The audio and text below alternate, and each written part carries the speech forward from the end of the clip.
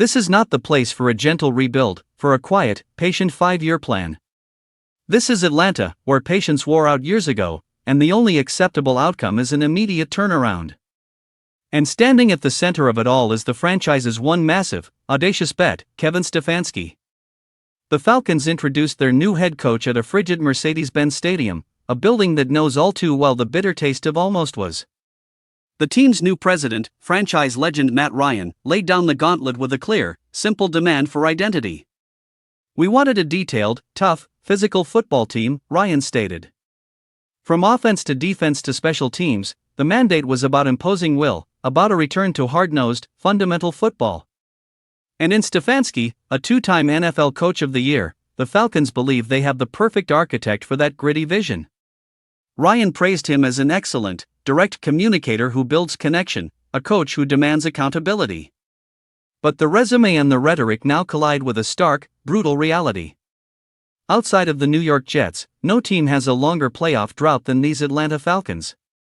The last postseason trip was a distant 7 seasons ago. This is a franchise defined by maddening consistency, the consistency of finishing with 7 or 8 wins and watching the playoffs from home.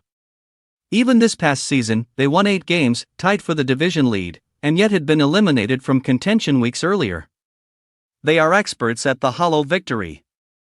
So the pressure on Stefanski is not just to win, but to win right now. He inherits a high-wire act at the most important position. There's the expensive veteran, Kirk Cousins, whom Stefanski coached in Minnesota. And there's the injured young talent, Michael Penix Jr., whose future is now tethered to a recovery from a torn ACL.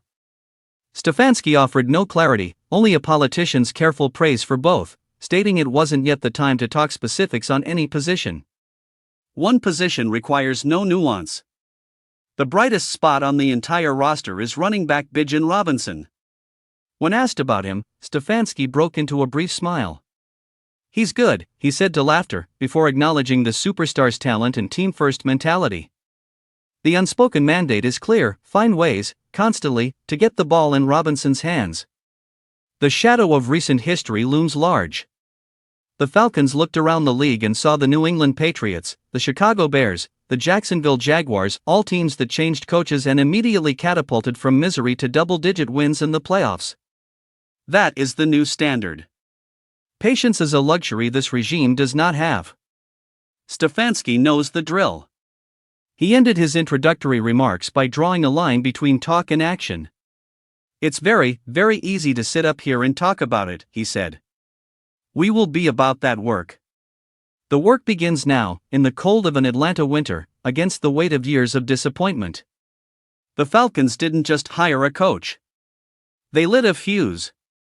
And everyone in that city is waiting to see if it leads to a fireworks show or another spectacular, familiar implosion.